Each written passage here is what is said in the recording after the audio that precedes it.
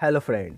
जैसा कि मैंने लास्ट वीडियो में बताया था आप लोगों को कि अगला वीडियो जो आएगा वो क्वेश्चन से रिलेटेड होगा, जो आपको पूरे चैप्टर से रिलेटेड इम्पोर्टेंट क्वेश्चन किस तरीके से बनाए जाते हैं वो मैं बताऊंगा। अगर आप इन क्वेश्चनों को अच्छे से देख लेते हो, इन क्वेश्चनों के सॉल्यूशन को अगर आप देख लेते हो, तो पक्का है कि आपको किसी भी तरीके का गुडविल में कोई प्रॉब्लम नहीं रह जाएगा। आप गुडविल से रिलेटेड किसी भी सवाल को आप आराम से बना सकते हो, चाहे वो किसी से बुक से रिलेटेड हो। चलिए हम लोग देखते हैं कि फर्स्ट क्वेश्चन क्या है। अगर आप देखते हो फर्स्ट क्वेश्चन में आपको जो प्रॉफिट दे रखा है वो 1,40,000 दे रखा है। सेकेंड प्रॉफिट दे रखा है आपको 1,50,000 दे रखा है। एंड थर्ड ईयर का जो प्रॉफिट दे रखा है 1,45,000 दे रखा है। तो आप देख रहे हो कि 1,40,000 जो प्रॉफिट दे रखा है उसके साथ साथ आपको एडिशनल इंफॉर्मेशन में ये बता रखा है कि कुछ एब नॉर्मल गेन है। एब नॉर्मल गेन हमने पीछे ही पढ़ रखा है कि एब नॉर्मल गेन या इनकम को घटाते हैं, इसलिए हमने 1,40,000 में 5,000 को घटाया और हमारे इस ईयर का जो प्रॉफिट है वो 1,35,000 हो गया। 2016 का जो प्रॉफिट दे रखा है आपके क्वेश्चन में वो 1,50,000 दे रखा है। लेकिन एब नॉर्मल लॉस को, तो एब नॉर्मल लॉस से रिलेटेड है, अगर है कोई आइटम है तो एब नॉर्मल लॉस या एक्सपेंसेस को हम लोग क्या करते हैं, तो आप जोड़ते हो। इस कारण हम लोगों ने 1,50,000 में 10,000 जोड़ के आपको क्या निकाल लिया है, 1,60,000 2016 का आपका प्रॉफिट निकाला है। 2017 का अगर आप प्रॉफिट देखते हो तो 1,45,000 दे रखा है, लेकिन उसके साथ साथ आपको इंश्योरेंस प्रीमियम के खर्चे को छोड़कर बोल रहा है। तो इंश्योरेंस प्रीमियम के खर्चे को अगर आप छोड़ देते हो तो पक्का है कि गलत चीज़ है, क्योंकि इंश्योरेंस प्रीमियम के खर्चे जो है वो नॉर्मल खर्चे हैं। नॉर्मल खर्चे को आपको घटाने के बाद ही आपको एक्चुअल प्रॉफिट आता है। तो नॉर्मल खर्चों को आप घटाए हो तो आपका 1,40,000 प्रॉफिट आया है। आप इन सभी प्रॉफिट को जोड़ लेते हो तो टोटल प्रॉफिट है, और टोटल प्रॉफिट को नंबर ऑफ ईयर से आप डिवाइड कर देते हो तो आपका एवरेज प्रॉफिट निकल जाता है। तो टोटल प्रॉफिट आपका 4,35,000 हो जाता है। 4,35,000 और 3 ईयर का है, इसलिए 3 से डिवाइड करके आपका 1,45,000 आपका जो हो जाता है वो इस ईयर का एवरेज प्रॉफिट, 3 ईयर का एवरेज प्रॉफिट निकल जाता है।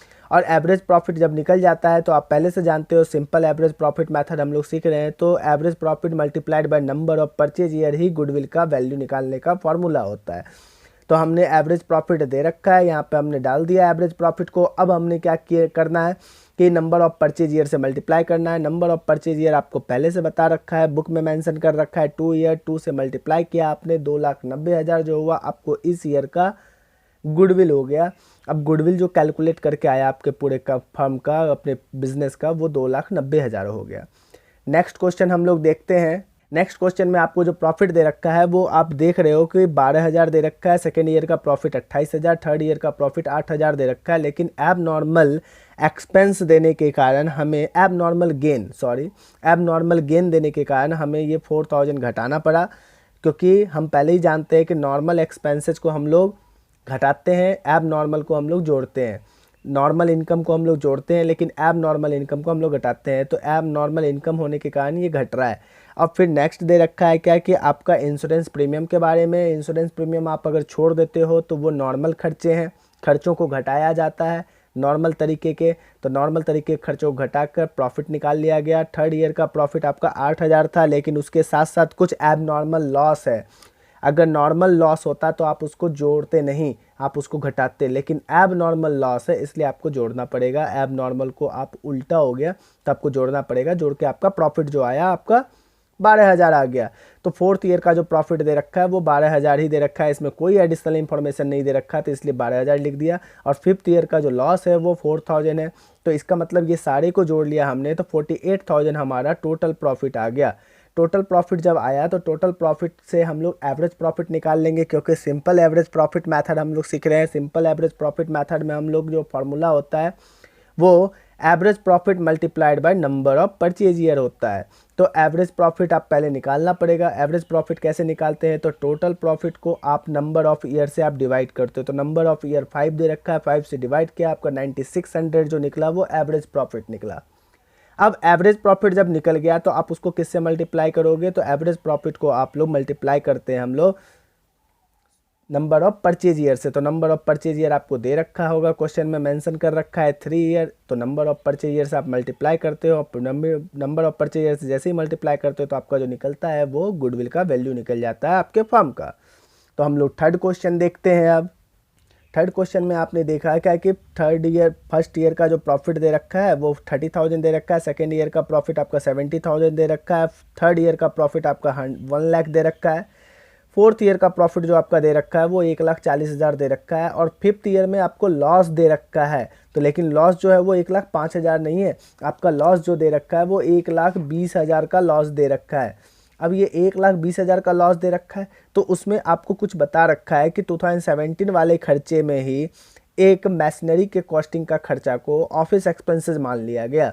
अब ऑफिस एक्सपेंसेस मान लिया गया ये तो गलत है, एसेट्स को आप ऑफिस एक्सपेंसेस नहीं मान सकते। एक्सपेंसेस अलग होता है, एसेट्स अलग होता है। एक्सपेंसेस को आप प्रॉफिट लॉस निकालने में काम आता है, जबकि एक्सपेंसेस को प्रॉफिट लॉस के काम आता है, जबकि एसेट्स जो है वो बैलेंस शीट में जाता है। तो बैलेंस शीट वाले आइटम को आप एक्सपेंसेस, लॉसेज, इनकम, प्रॉफिट को गेन करने में आप उसको यूज नहीं कर सकते। तो इस कारण आप क्या करते हो कि आपका प्रॉफिट जो लॉस है वो और कम हो जाएगा 20,000 से। तो 20,000 से आपने मैशनरी को घटा दिया। तो ये एब नॉर्मल है, एब नॉर्मल एक्सपेंसेस को हम लोग जोड़ते हैं। तो यहाँ पे लॉस होने के कारण इसमें घटाया गया है। तो हमारा जो लॉस होगा वो 1 लाख हो गया। लेकिन हाँ, लेकिन अगर इस पर कोई डेप्रिसिएशन यूज हो रहा है तो वो डेप्रिसिएशन आपको घटाना पड़ेगा। तो डेप्रिसिएशन का रेट आपको बता रखा है 25%। 25% हमने डेप्रिसिएशन लगाया 20,000 का 25%, तो आपका 5,000 हो जाता है। 25% क्या एक्सपेंसेस, जो नॉर्मल एक्सपेंस है, नॉर्मल एक्सपेंस को आप क्या करते हो कि घटाते हो। लेकिन ये लॉस दे रखा है इसलिए हमने जोड़ा है। तो जोड़ के हमने लॉस कितना आ गया 1,05,000। तो इस साल का लॉस तो दे रखा था 1,20,000, लेकिन एडजस्ट करने के बाद जो हमारे पास जो लॉस उठ के आया वो 1,05,000 आया।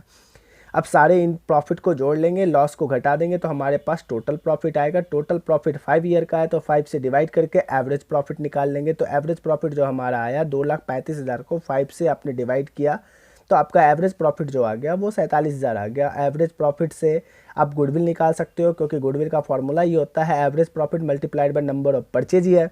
नंबर ऑफ परचेज ईयर आपके बुक में मेंशन कर रखा होगा। एवरेज प्रॉफिट आपने कैलकुलेट कर लिया है तो कैलकुलेट करके आपने यहाँ लिख दिया। नंबर ऑफ परचेज ईयर आपको 4 बता रखा है, क्वेश्चन में आप अच्छे से देख रहे हो।